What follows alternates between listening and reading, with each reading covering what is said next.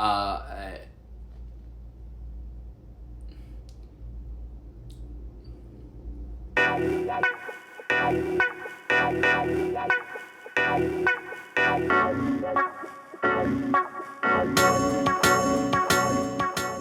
Hey guys, welcome back to my channel. My name is Nick Carr if you are new. For today's video, I wanted to show you guys how I'm preparing for classes coming up. Classes start in less than a week, so I thought this would be the perfect time to film this video, mainly also to keep myself accountable so I'm not doing all of this literally the day before.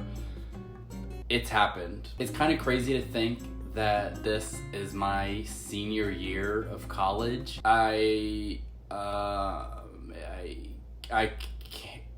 can't comprehend that. So all of my classes this semester are online, so the way I'm preparing is a little bit different than it normally is, but I thought this video would be really helpful for those of you who may not be in college and you want to see how you would prepare for going to college, or if you are in college and you just want to see how I'm preparing for my upcoming semester fully online from home.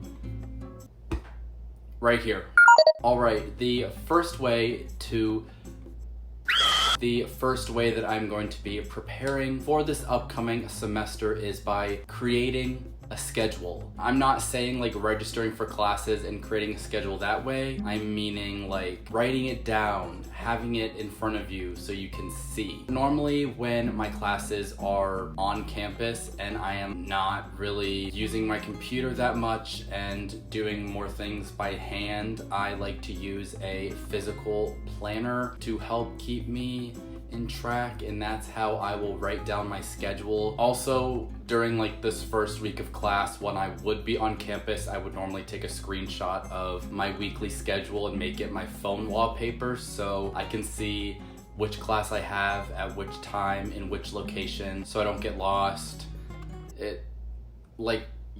Since I will be doing class at home and won't be on campus, I don't really have as much of a need for a physical planner. So to do this, I will actually make my schedule on my computer. Welcome to my desk. Welcome to my online virtual college workstation. So now I'm gonna show you how I actually make this sort of schedule on my computer.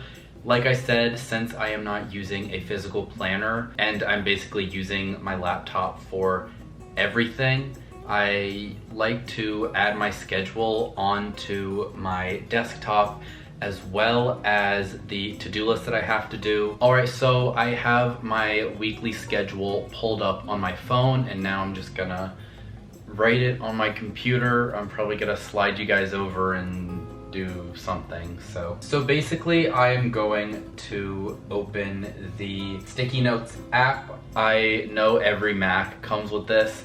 I'm not sure about PCs, but they probably have some sort of sticky note app or some sort of way that you can like leave notes to yourself on your desktop, because I want to be able to see it once I open my laptop and it's just staring right at me. In the corner, I have the sticky note, and now I'm just going to write down my schedules. And right now I'm just going to write down the order of classes that I have as well as the times that they are meeting, just so I know. It's gonna be a little difficult for me to do this because absolutely zero of my classes have scheduled a time to meet. They all say to be announced. I'm just gonna write down the classes themselves and we'll add the dates once they come.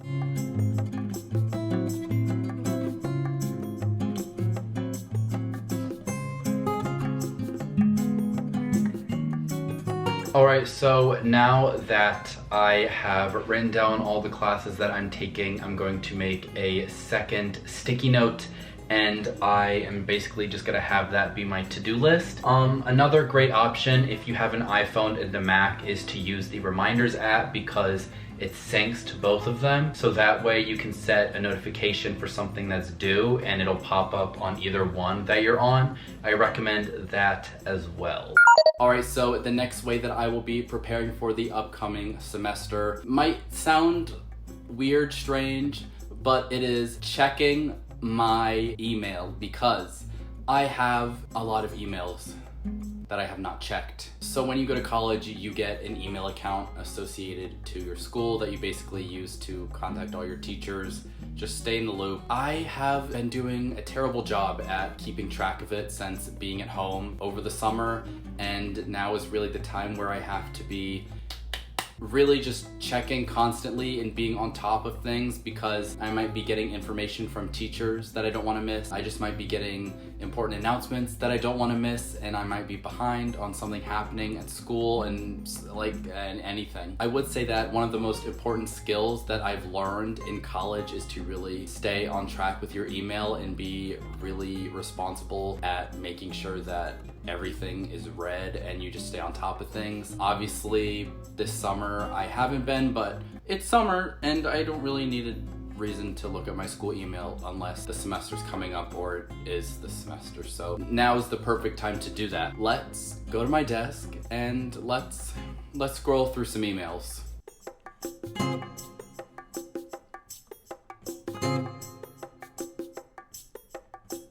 Okay, so I obviously didn't go through the over 1,000 emails that were in my inbox, but I just wanted to clean it up a little bit, just the more recent things, and just look through all of the emails that I thought would be important. When you're in college, please make sure to check your emails regularly, like once a day at least. It's just very important, especially I know times when I have had a teacher cancel class and I didn't check my email when they sent out an email saying they canceled class, and I woke up early to go to class.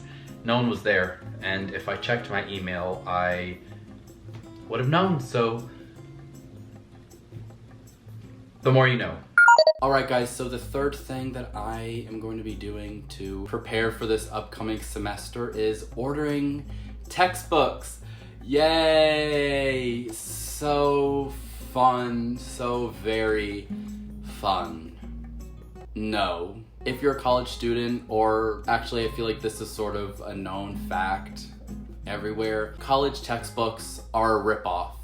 They're expensive, they are a crazy amount of money that you waste and spend. So I'm gonna share like a tip or some tips with you on how to get textbooks for cheaper and how to know what textbooks to buy or what not to buy. So first, just finding out which textbooks you need to get for each class. I know for my school, if you go to the bookstore website, there's like a little section on the website where you can type in your course and the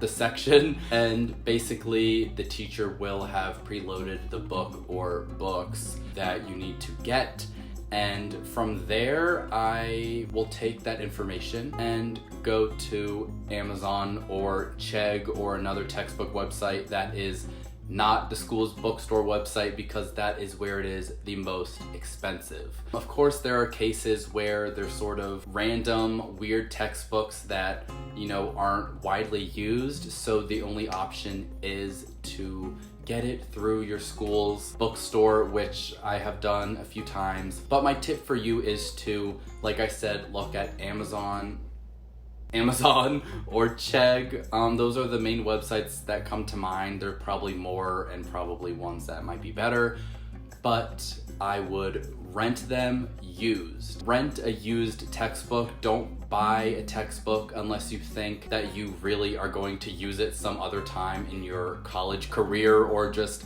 life after college. I personally have bought textbooks and have not once used them at all. I remember freshman year, I bought all of my textbooks new and I spent hundreds of dollars. Actually, I might have spent over $1,000 on textbooks that I never really used. But if you do buy a textbook, I know at my school they will buy it back, but for a much less price.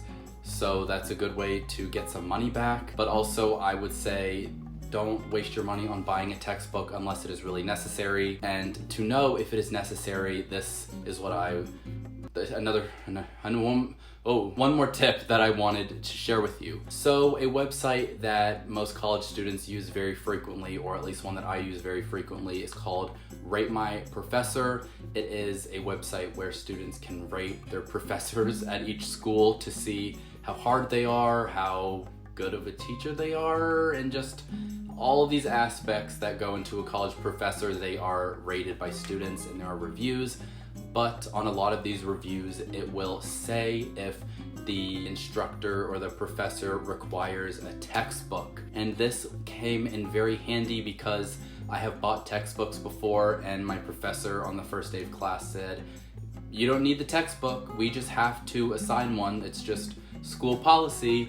So I would waste like literally $200 on a textbook and have to have the library buy it back and only give me like $100 back, so it was just a mess. So make sure to do your research, because if you do the research, you will most likely find if you need the textbook or not.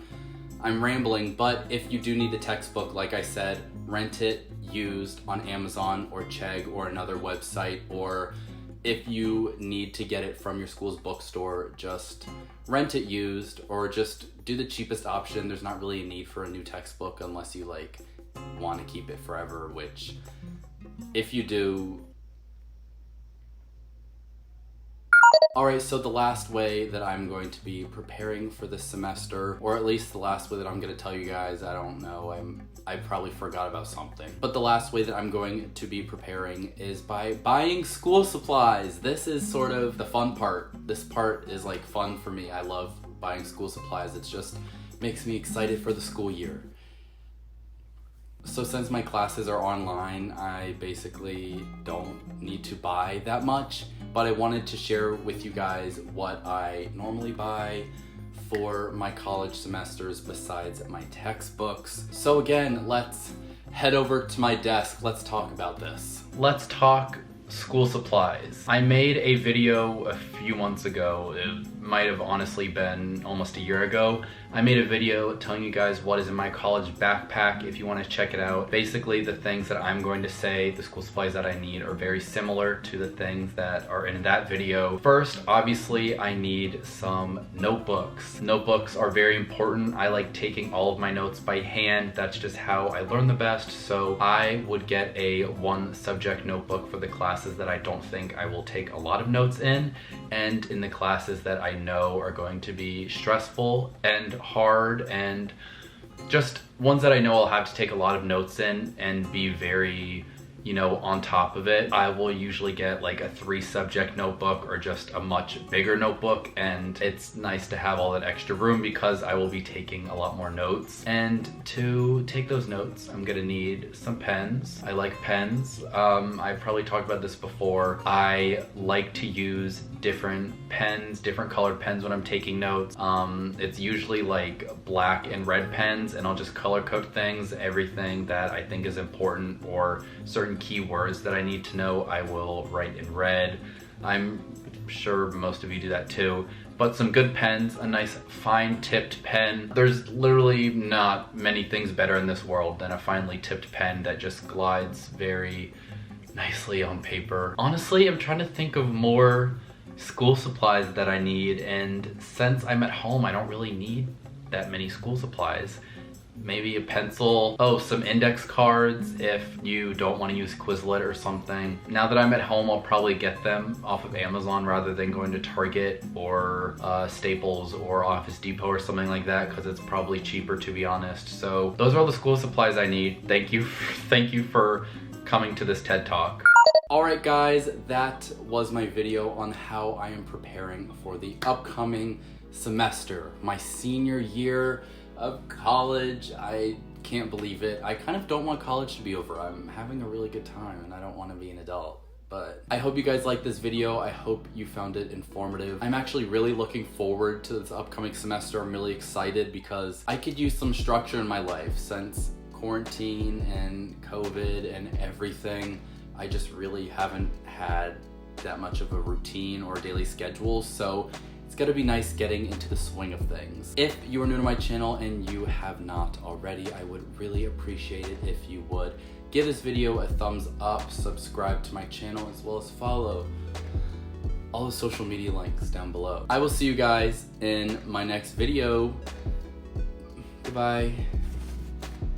Oh.